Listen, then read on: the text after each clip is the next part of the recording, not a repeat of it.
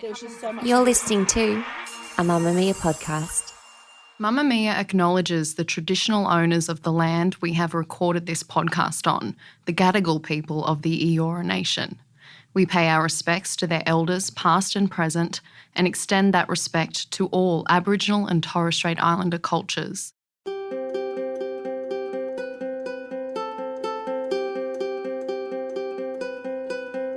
Lisa Curry has lost her identity quite a few times in her life. When she married her first husband, Ironman Grant Kenny, and took his name and became one half of the golden couple. Then when she became a mum to her 3 kids, Jaimi, Morgan and Jet. When she retired from swimming. And then when she had to grapple with the death of her daughter, Jaimi, in 2020, when Jaimi was only 33 years old. Grant and I still say to each other, what did we miss? Was there something else we could have done? From Mamamia, you're listening to No Filter, a podcast where people tell their stories very candidly and aren't afraid to be vulnerable. My name is Mia Friedman. Lisa Curry is many things. She's a sporting icon, a triple Olympian for swimming, a mum of 3, a grandma, a wellness entrepreneur, and if you're a certain age, you'll also know her as the face of Uncle Toby's. And like anyone who becomes famous as a teenager, Lisa has lived the majority of her life in the public eye. The good, the bad, and the devastating. Millions of Australians have watched her grow up, see her fall in love, have babies, get divorced, and fall in love again. And 18 months ago, when Lisa lost her eldest daughter, Jaimi, to addiction, many of us watched on shocked as her family experienced unbearable grief. Things are still raw for Lisa. This conversation was an incredibly hard one for her to have, but she told me going in that she's determined to tell her own story and Jaimi's story, which she's done in a new memoir. Just a heads up, this episode discusses disordered eating and addiction. The Butterfly Foundation is always available, as is Lifeline Australia on 13 11 14. Here's Lisa. I knew you as one of the first celebrities of the 80s. So around that time, and it seems so funny now when everybody's famous, but back then there were not a lot of young women that were famous. Unless you were a pop star or an actor, someone being famous as themselves, as you were and still are, that was new in Australia. How did you navigate monetizing that, and how did you actually just navigate that? Because we didn't have a lot of celebrities back in the 80s and you were the ultimate golden girl. I don't think I really thought about it then as being famous. I was just doing what I was doing. I felt like I became a little bit famous when I started getting papped all the time, because that's what happens to famous people. But I never saw myself as being famous. I just was me. I mean, people who know me know that I'm pretty normal. But what opportunities came your way? Like, when was it that people started to go, we want a piece of that? Yes. Well, that was after the Brisbane Commonwealth Games in 82. So 2 months later, I was with Grant, then became the golden couple, right? But also became the opportunities then of working with companies, of endorsing their products. So I was with Uncle Toby's for over 20 years. And, the Uncle Toby's thing went hand in hand. Then there became the rival Ironman series. But being on TV all the time, I was at everybody's breakfast table. So I was on the back of all the packets and, I became the breakfast girl as well. So, and at the same time, when you win medals, people automatically think you can, sing, dance and speak on stage. Still can't sing or dance, but I started speaking on stage. And the first time I spoke, I had no idea. Like, what do these people want to hear from me? I haven't done anything, run a few races. Didn't think that was extremely exciting or anything. But I just told my story. And that's exactly what they wanted to hear. How did you start? Why did you start swimming? Who discovered you? When was your first race? How did it feel when you won? So all of these things I started talking about. And now if I speak, if I tell my story, it's over 2 hours long because I've had such a long career. But, speaking has given me a real opportunity to be with all different types of people. Most professions you get better at what you do as you get older and get more experienced. But there are some, like modelling, like being a professional athlete, where you get worse the more experienced you get just because of age. You went to the Olympics in 1980 when you were a baby. Mm-hmm. You were 18? 18, yes. I remember that was the first Olympics I watched, and you were iconic in that Olympics. 12 years later, in 1992, you swam at another Olympics when you were a mother of 2 children and aged, were you 30? 30, yes. Tell me about that comeback. And you said you have never been in better shape. It must have been a steep hill to climb. It was, and I missed an Olympics between 84 and 92. So basically because of history, you didn't go to another Olympics. You go to one, and that was all you did. So after every major event, I retired. And then something inspired me to train again. Why did swimmers not go? Because you were literally seen as having such a short career that there would be the new fresh crop come in and go to the next Olympics. Well, look at Shane Gould. She only went to one Olympics. That was the thing. You go to one Olympics and you've gone to the Olympics, you're an Olympian, and now you retire and go on with your life. It just wasn't done in the day to keep going. So after every major competition, I basically retired, and then something came up and I thought, you know what, I think I can still do it. So after 2 Olympics and then missing one, and I was up in the stands with an English girl, Sharon Davies, and we were watching the Seoul Olympics, and I said to her, you know what, we could still be competitive down there. And she said, yeah, probably. You had a baby and a toddler. Yeah. But it was in Perth. I was watching the World Swimming Championships, and the Australian team came second. And I nudged Grant. I had Morgan was 2 months old, breastfeeding her in the stands, and I nudged Grant and I said, you know, if I was in that relay team, we would have won that. I said, if you can look after the kids while I go training, and if, you know, and I started making plans right there and then to be in that Olympic team, in that medley relay team in Barcelona. And I just set these goals. I designed a life where I could be in that team, and I was. So many women lose such confidence and lose their sense of identity after they have a baby. How much of it for you was the identity of needing to return to Lisa Curry, the swimmer, and how much was it that you just felt stronger? You felt like you could do it? Well, firstly, I felt like I lost my identity when I married Grant, because I wanted to take his name, of course. So I became Lisa Kenny. And then I realised no one had a clue who Lisa Kenny was. I actually rang my management team and I said, oh, it's Lisa Kenny here. They said, who? I said, oh, it was Curry, but I got married, remember? But no one knew who I was. So that's when I went back to Lisa Curry. And then the media started calling me Lisa Curry Kenny. So still today people see me in the street and go, oh, Lisa Curry Kenny, how you going? Yeah. I said, I haven't been Kenny for 14 years. So that name just ran off people's tongues. But I felt like I lost Lisa Curry back then. Like, who was I? Who am I? So being a swimmer, always being a swimmer, even now people say, oh, you're that swimmer. I go, well, I was. But it's, you know, you can be successful in lots of different areas. But like I explained in the book, success and winning is so temporary. You know, you're a champion one day, you're a champion on that night and the crowd's going nuts and you have your medal around your neck and it feels amazing. And then the next morning you wake up and who are you? And then someone else wins and they're the flavour of the day. So, you know, it's all very temporary. So I always thought it's the process of trying to win. It's the process of trying to get what you want is what makes of you. And what it makes of you is far greater than a medal hanging around your neck. So it's all those lessons. It's all those victories and defeats that make or break you. It's the lessons that you learn, and mainly you learn the lessons when you fail. You and Grant were, for those who were perhaps younger than us, the first celebrity couple in terms of the equivalent of Posh and Bex or Kim and Kanye, in terms of you were both very successful and you more so in your own right. And then the combination of the two of you, it was like 2 + 2 = 10. How was that navigating between the two of you? Because you seem to be more comfortable in that outward-facing celebrity world. Yes, Grant hates the media. He detests anything about it. And I think, you know, they invaded his privacy as well as mine. But I felt In what way? Like, what used to happen to you guys? More so after we separated, really.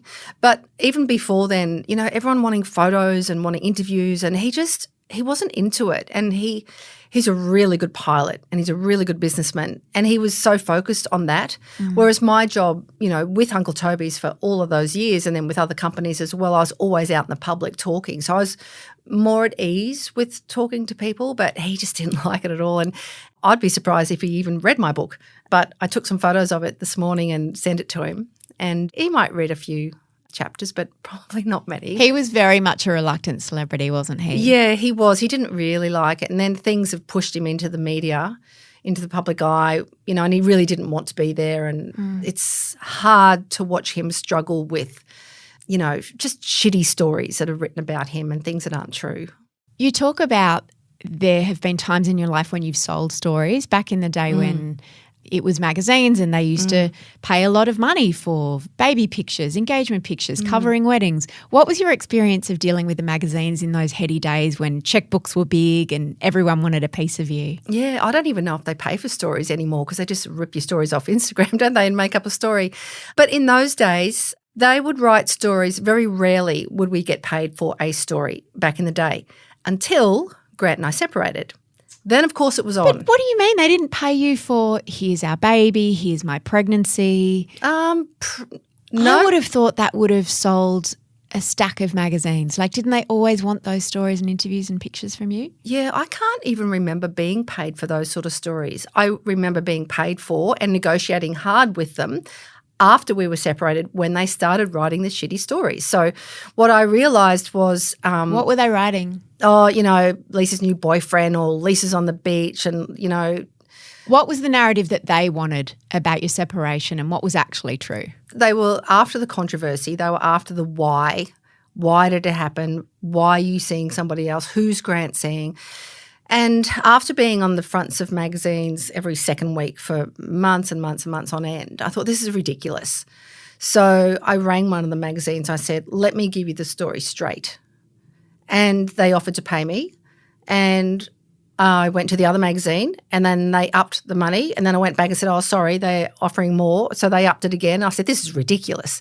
I said, I'm not a very good negotiator. And they were saying, I assumed you'd have an agent and people to do this for you. No, I did for a little while, but then we realised we could do it ourselves. Yeah. Why pay 25%? Yeah, that's right. Yeah. But I was not comfortable at all negotiating, and I don't like negotiating, particularly with those sorts of things. It's hard when it's about you. Exactly. But also at the same time, this is what I mean, like you can talk about stories, but everything has to be in context, right? So I had a mortgage. I wasn't earning a lot of money, so the magazine income was really helping me out. And selling a few stories where you sell your soul, which is bad now, which is embarrassing almost. But we did it then because, we had bills to pay as well. And everyone else is making money off me. There's no shame in Why that. can't I make some money, off them? So I had this love-hate relationship with the magazines. And, in the end, they've been pretty good. But do you have more sometimes, control when you do it that way? Yes. As soon as you give them a story, they stop writing about you. They stop making things up because it's said in your own words, which is exactly what the book is. It's in my words, in my time, because no one can make anything up anymore. It's just all there, right? So, yeah, that went on for quite a long time and, it's been okay and it's been traumatising because one journalist rang me once and he said he was going to write this particular story about Jaimi. And I was completely horrified. And with her being so sensitive and fragile, I said, if you go ahead and write that story and she does something to herself, it'll be on your head. And he said to me, okay, I won't write it if you give me first rights to blah, blah, blah. And I thought, hang on a minute, that's bribery. Don't you dare. So it's funny how people can think it's okay to write rubbish stories about you. And to be honest, I get a lot of trolling online as well, and people always say, I know, you're this, you're that, you're always putting yourself out there, self-promoter, that sort of thing. And I am a bit of a self-promoter because that's what I do. I have online programs, I have products But also, to sell. what does that mean? You're businesses. a businesswoman. Yeah, business. And you're trying to make a living from your business. Yes, like everyone else, right? Correct. But they're just trolls, okay.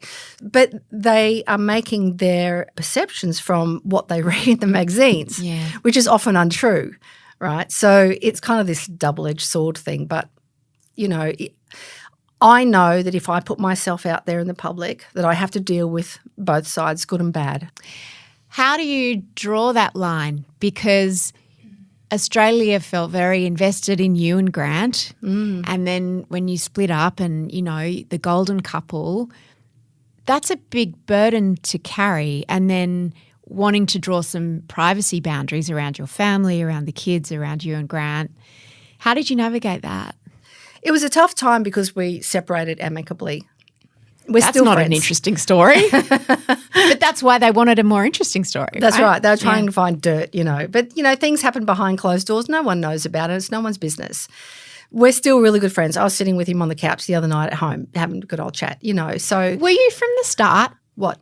really good friends? Like when you decided to separate, Morgan and Jaimi they'd left home. They were in their early 20s. Jet was 14. Mm-hmm. Did you think, maybe we'll just hang in there until Jet's finished school? Like, how did you decide, okay, we're going to call it now? We could have probably separated years before that. And you make all the reasons why you shouldn't separate about everything else. For example, when I was I won't say where I was or who I was with because it might draw attention to them, but somewhere I was talking about that chapter in the book. And this person said to me, wow, just listening to that, I should have left my partner 7 years ago when I thought about it, but I've hung in there. And sometimes we hang in there because we're happy enough. But is being happy enough what you really want? And is it enough? Is it enough? And there were so many things that I wanted to do in my life because I love travelling. I love travelling. I love adventures. I love getting lost in Italy. I love all of that. Grant hates all that sort of stuff. He's a homebody and you're an adventurer. Yeah, he is a homebody. And there were so many things that I wanted to do. It's a funny story in the book, actually, our first camping trip, first and last time. It was so funny. We were sleeping on the edge of the Great Australian Bight. It was freezing cold. We walked down and had a swim in the ocean. It was freezing cold. The wind nearly blew us off the side. It was beautiful. The stars were out at night time, the sunrise, the sunset. Like you don't see those things in the cities. That fed you, and what fed Grant was, I assume, being up in a plane or whatever it was. Like, when do you call it and say, okay, we've just got different interests and we'll just coexist? What made you say, okay, it's time? Was there a particular thing? Was there a revelation that you had? There were a few things. And then when there becomes a few things and then there's another thing and then maybe one other thing, you think, I'm kind of hanging in for all the wrong reasons. There wasn't one thing in particular and it wasn't easy. It certainly wasn't easy. And we talked about it a lot and cried about it together have been really a lot. sad. Yeah, it was. It was really sad. And there were times when I thought, we'd done the wrong thing. We probably could have worked harder at this. Because it wasn't that bad. Like he didn't cheat, you didn't cheat. It was just not enough. It was just different. Yeah. It was, and he's still doing the same things like flying. He just loves his flying. He's a great pilot. And I'm still doing the same things like going out and camping and seeing the world. But, yeah, I don't know. It's just became – actually, you know what? I think you just know deep down that even though you love the person, you're probably better off not being together and you can just love yourself and your life. And Jaimi used to say to me, Mum, you're such a better mum when you're not with Dad.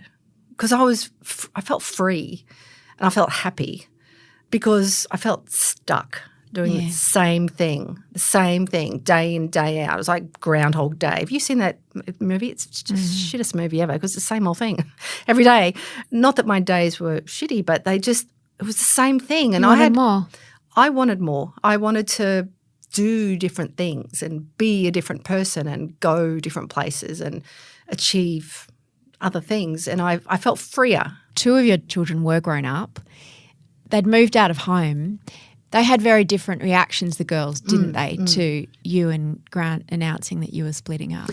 Yeah, I'll start from the other end. Jet was very easygoing about it. He was only 14, but, I moved things out during the day when he was at school, so we didn't see Mum moving things out. Why did you decide to leave the house? Because I just wanted I didn't want to be, it was a big house. It was 6 bedroom, 6 bathroom house. I I love the van life. So I got myself this little unit and I put flowery pictures all over the walls. I put pink sheets on my bed. I had flowers everywhere. You know, I got up every morning and just went for a walk, you know. Anyway, Jet was pretty easygoing. Morgan was shocked but not surprised. And Jaimi was devastated because her family unit had fallen apart. So when she eventually came home, she took on the mother's role. And I kept saying to her, it's not your job. You do not have to do that. You don't have to clean up after everyone. You don't have to do the washing. It's not your job. But she was a little mother. You know, it's all she ever wanted to be. And she took on that role and it affected her more than the other kids. I'm Mia Friedman and you're listening to No Filter with Lisa Curry. The wisest thing I've ever heard about parenting is you're only as happy as your least happy child, certainly as a mother. When did you start to become aware that Jaimi was struggling? Probably when she was about 15 or 16. You know, that's 18 years before she passed away. And she was actually a really good swimmer and she came fourth in the country for her age only after 5 months of training. And she was good, but the kids at school bullied her. They said, you know, she had muscles and she looked like a boy. Everything they said to me when I was younger. But it's interesting because you can say the same thing to someone different. Someone takes it personally and someone can just brush it off and keep going. And that's the thing with Jaimi. She took everything to heart. You know, she was such a sensitive, fragile girl. You met with a swimming coach, didn't you, to assess her? Yeah, so I took her down to the Gold Coast to do a session with Don Talbot just to see if we were wasting our time or whether she had potential. And he said, nope, absolutely, she's got potential. Sent her down to Kenwood, and that's what I did, and she came fourth in the country. So, you know, but she wanted to keep going. One of those coaches, though, said something to her about her weight. Yeah, he said maybe she could lose a few kilos. I'm thinking, what? What do you mean? She's 15, 14, 15. How can you say that? But once again, I don't know if she took that to heart. But not long after that, when she gave up swimming because the kids were being mean to her at school, so she stopped because she didn't want to be muscly. Not that she was muscly, she was athletic. She had a beautiful body. She started outrigger canoeing and the coach was weighing them. Weighing these 16-year-old kids every session. It's like, God, what are you doing? And she'd come home and she'd say, Mom, I put on 200 grams. I said, what? Just don't worry about that. You know, you're in good shape. You're still swimming. You know, you're a great paddler. They weren't professional No. athletes. And they weren't professional coaches either. So I don't know why these people thought it was okay to weigh the kids because they were going away to Hawaii to the World Sprint Championships. They're 16. Let them have a good time. So that's when she was 16, she started, you know, struggling then. With her weight. And, you know, people listening to me now who have children that may be struggling with their eating will understand exactly, you know, what I'm saying. People who have never experienced it will be thinking, oh, you know, that's what it's like. But you can have a child who opens the fridge and inhales everything. And then they disappear. And we didn't think any different of it because we had a big house. Everyone disappears and, you know, does their own thing. But we didn't realise that inhaling all this food and then disappearing was bringing signs of bulimia. Bulimia, of course, yeah. And then one day, and this is me being really honest because people need to hear these stories. And Jaimi would tell these stories. So Jaimi was very open. She really was. And she said, Mum, you need to call a plumber. I said, why? And she said, because I've blocked up the shower, all the plumbing. And I said, how did you do that? And she said, I've been vomiting. And then the plumber came and she told him, I've got an eating disorder and I'm sorry. And he said, I understand, my daughter's going through the same thing. And this plumber was amazing, but he was a stranger in our house and she was just completely open with him. Was this the first time you'd heard her talking about it? Yeah, and that was at 16. How much did you know about bulimia? Not too much. Because not too many people talked about it and it was almost shameful back in those days. You know, you don't talk about it. You don't talk about your kid having an eating disorder. But nowadays we do talk about it and we need to talk about it because there's probably a reason why people are bulimic or anorexic, but we don't have the answers. And if I had the answers, I would be screaming it to the world. I have so many people on social media who contact me saying their child is going through the same thing. Can you help me? And I say to them, I really wish I could help you, but I don't have the answers. I'm still stuck. The best thing you can do is just love them. Spend as much time with them as you can, do the things that they love doing, and support them through the hard times, because you don't know when it's going to be their last day. You know, I have a friend who runs an organisation called End ED. He and his wife have 2 daughters, both who had eating disorders and have both turned into addictions. One's drugs, one's alcohol. So they live and breathe it as well, and they're waiting for that phone call for their daughter. They fundraise and opened and operate a facility on the Sunshine Coast, a rehabilitation for girls going through eating disorders, but it's only 12 beds. It's 12 out of the whole country. But the problem with addictions and disordered eating and people with mental health issues is that sometimes they are too sick for rehab, but they're not sick enough to stay in hospital. So there's nowhere for them to go. And that's where Jaimi was. There was nowhere for her to go. We had everyone trying to help. And there's a hole in the system. And somehow we have to address this and find a place where people who have nowhere to go can go and find the help that they need. What I found really interesting when you were writing about some of that time and her eating disorder, I had bulimia when I was around that age too, when I was sort of 15, 16, and then again when I was about 19. And it's a very secretive, shameful eating disorder. And usually binging and purging, because, I mean, vomiting is, you know, is not a lovely thing. Bulimics are usually very secretive about both their binging and their purging. But then you talked about being in restaurants when Jaimi would openly order 3 meals and essentially binge at the table in front of you all. That must have been incredibly hard to watch, knowing what she was doing. It's almost like watching someone self-harm in front of you. Absolutely. And there was nothing we could do about it. We would talk to the doctors and they would say, it's not about the food, don't talk about the food. And we'd say, well, what the bloody hell is it about then if it's not about the food? But they couldn't give us answers. And then when she was 18, of course, there was confidentiality. You can't talk to the doctor about what's going on with your child, which just drove us mad. So you talk about the 3 meals at dinner. So one night it turned into World War III because I ordered all the meals for everyone before she arrived, and there was 1 meal for everyone because I know what everyone likes to eat. And when she wanted to order, I said, no, I've already ordered. Anyway, it turned into just a screaming match because she wanted more. And I said, no, this is enough. It's enough. So you try everything, but it's like, I don't know, I still... Every single day I shake my head.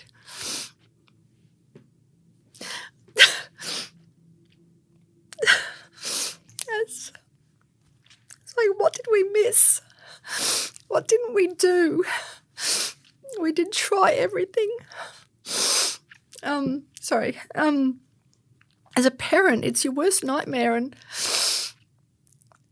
you wonder, like Grant and I still say to each other, what did we miss? You know, was there something else we could have done? Was there something else earlier because all our kids were all brought up the same. You know, Everything was exactly the same. But why do you get one child who struggles and not only struggles but gets everything? You know, and then in her later days she did go to an eating rehab place in Geelong, and while she was there her boyfriend died. So what more could the kid have, you know, piled on top of her? And it was just this never-ending hole she was in. Everything was being piled on top of her. She couldn't breathe. She couldn't find a way out, you know, and it was just, as a parent, it's awful to watch a child suffer. But even now, you know, the way I'm feeling now, I can understand a little bit about how much it affects you. And I can't imagine people living their life every single day not being able to see the light at the end of the tunnel. You know, it's so hard. And I'm so lucky that I've got so many tools to draw on from my career, my life. Things were tough, but I always got through it. My things that happened with my mum and dad, but, I got through it. It affected my sister, but it didn't with me because I just had that mindset, and I draw a lot on everything that I learned in my swimming to get me through every day. You suffered along with her though, because as we said before, you're only as happy as your least happy child. Yep. And you had to watch her suffering, which must have felt like your own suffering for you and Grant, but also having no control, particularly after she turned 18. What levers did you have to pull? Could you cut her off? Could you do tough love? I imagine you tried everything. We did all of that. She lived with my mum for a while. We put her into, my unit on her own for a while. We had her in rehab for a while. She lived with Grant. We thought, the new baby, Morgan's baby, would be the one thing becoming an auntie. Yeah, would make a difference. We thought her boyfriend dying would make the difference. There was lots of things. That it might shock her into wanting to live. Yeah, but, each day for so many years, as much as you saw, probably more so me, looking happy on TV and in magazines and smiling, I'm doing all these great things. Yeah, I was dying inside, but you put on your brave face every single day and you just do your job because that's what you have to do. And you smile for the cameras, you do what you have to do, and you go home and you're just on the phone again trying to sort, something out to save your child. And Grant as well, like when things would go wrong, I couldn't and wouldn't call him if he was flying somewhere because as a pilot you need absolute focus on what you're doing. And so I'd have to wait maybe a day or two. And by then it was almost, taking a bit long to get some information from him about what should I do, what should I do. Because you were both having to co-parent an adult who was in crisis as divorced parents. Yeah. It speaks a lot to the strength of your relationship and both of your love for her, that you could do that as long as you did and as well as you did. Yeah, I think it shows also the relationship that Grant and I have had and do still have. You don't live with someone for 28 years and then just disregard them, And people often find that interesting that you can stay friends. But I don't know, we just are. The impact of someone in a close-knit family as you were even after the divorce, the impact of someone being in crisis is epic on her siblings as well, I imagine. How did you help them and how did you parent them when Jaimi was sort of sucking up all the oxygen? And it becomes a little bit like that. Once again, anyone that has someone in their family that's like that will understand. Jet's he's a good young man, he's very realistic about everything and he gets it. And Morgan, both of them got it. We spoke a lot to them about what was going on. But when you live in the house with someone like that, sometimes you can't take it anymore. But because we had a big house, everyone would retreat to their own spaces. But then, Morgan went overseas when she was 19. So, in the early years she was away from it a lot. I think Jet was the one that really bore the brunt of it along with Grant. Did he feel that he was responsible for his big sister? He was a lot of the time. He did things that he really didn't need to do or shouldn't have seen in his young life. But he is a lifeguard. He is responsible for people's health and safety. So you see that come out in him at times, and he's a very responsible young man. And, the kids were, I don't know, it's just hard, How do you have 3 children, bring them all up the same, and yet one just seems to have everything going in the wrong direction? But there are people who do get through it. There are people who struggle with it their whole life, and there are people who don't get through it. And unfortunately, Jaimi was one that didn't get through it. But she said, on many, many occasions. She said, Mum, when I get through this, I want to write a book and I want to help people. That didn't eventuate. I had a friend of mine who's a freelance journalist ready to come up and sit with her, but it was never like the right time. So in my small way, by telling part of the story and being honest about it, as hard as it is for me, I hope that I want Jaimi's life to matter. You know, I want her short life to have meant something, to matter, to make a difference to somebody. But it's through my storytelling, no one else's, because no one else is going to tell the story. When I wrote the book, I sent the chapter about Jaimi over to Grant and he couldn't even look at it. Yeah. He hasn't read it and he won't read it. He can't. So I asked his sister to read it and make sure it was, it was okay. But I know that she wanted to help people. Yeah. And because she can't, I feel that responsibility. And I don't know if I'm doing it justice, but You are. I just don't. She was a wonderful, wonderful child and a really good person. She's so talented, as all my kids are. That comes through so much in the way you write about her and the way that you speak about her. Yeah. But all her friends, we all know that. Like, she was so talented. Her art and her styling, she had all the pretty bed sheets and the books and the flowers and, all set out right. Her room was looking beautiful and she'd style parties. And so one of the reasons why she wouldn't go to rehab, because she would miss an event, someone's party or Christmas or Mother's Day or Easter or something, but she would style everything, and the more flowers the better. She was great at photography. She was a really good nanny. She was a beautiful looking girl. And yet she'd look at herself and say, I'm disgusting, I hate myself. And it's hard to understand how people can look at themselves and feel that way. Somehow, I'm racking my brain every single day. Not a moment goes by when I'm not thinking about how I can fill that hole that's in the system somehow. How can we find a place? How can we find a program? How can we find something that can help people like Jaimi? Because they're everywhere. There's so many kids around this country Who are slipping through the cracks. Yeah, absolutely. The two addictions that Jaimi battled with in alcohol and her eating disorder, it's interesting you talk about events and how she was social and she loved people. If someone's addicted to gambling or if they're addicted to drugs or something that's illegal, they can not go into a casino or they can choose not to buy drugs.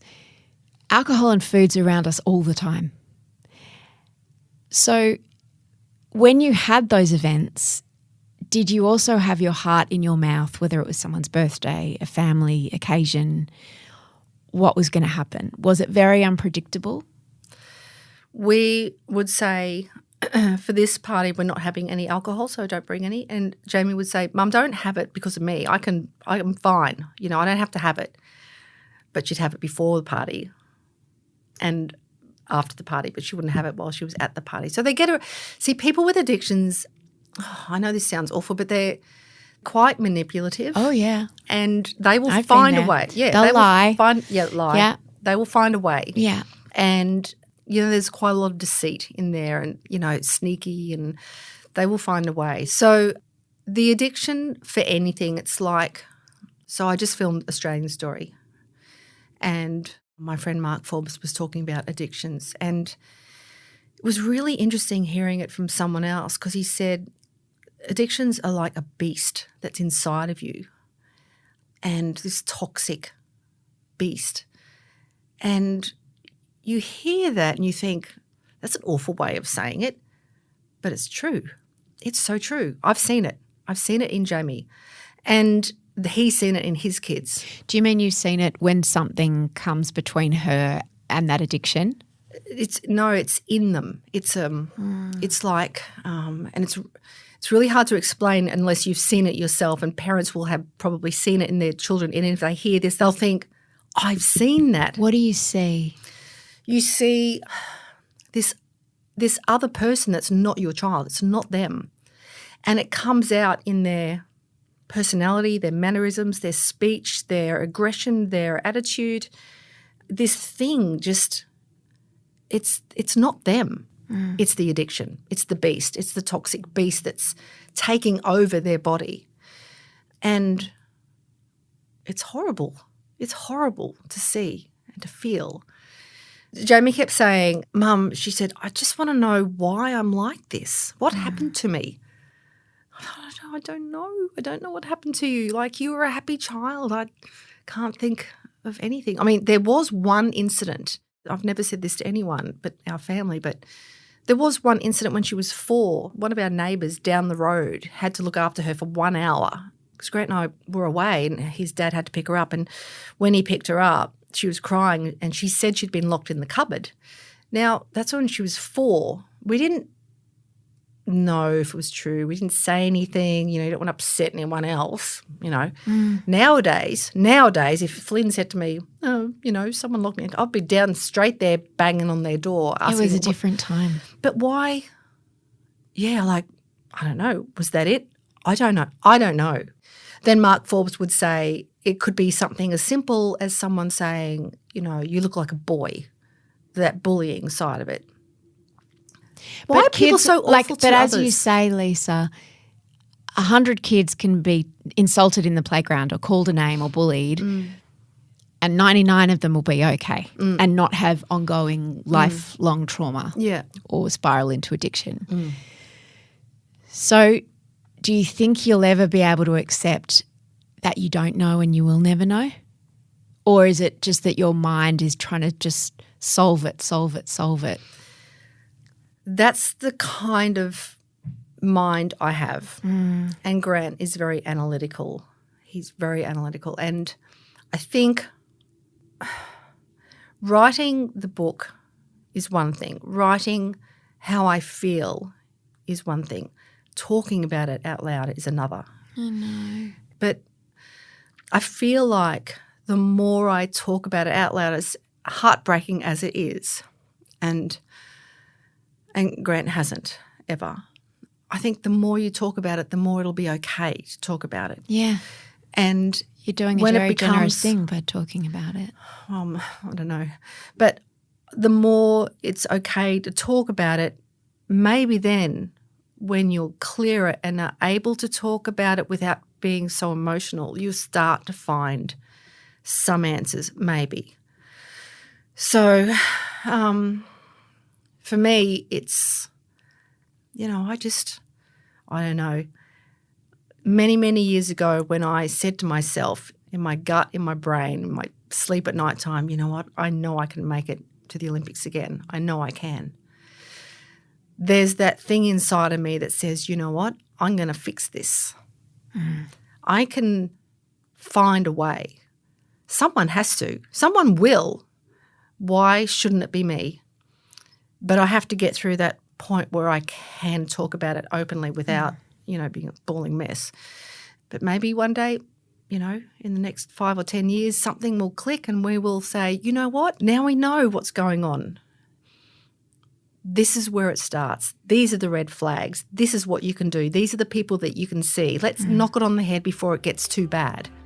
Lisa and I kept talking about life after loss. It was a big conversation. We talked about parenting a child with an addiction and what Lisa's life looks like now on a continued episode of No Filter that you can listen to now if you're a Mamamia subscriber. Just follow the link in the show notes. Here's a little taste. When I walk along the street now, I think, you've probably lost someone. You've probably lost someone. You're probably, you know, dealing with this or that. People are struggling and all they need is kindness and a hug and a vision of the future. And the vision of the future can be so bright. It can be really, really exciting. To be totally transparent, this podcast will always be free, but I regularly want more time with my guests, and so we often make extra episodes for anyone who wants to hear more. You can find Lisa's wonderful book, Lisa, a Memoir, at any good bookstore now. Our producer is Gia Moylan. The executive producer is Eliza Ratliff. And I'm Mia Friedman.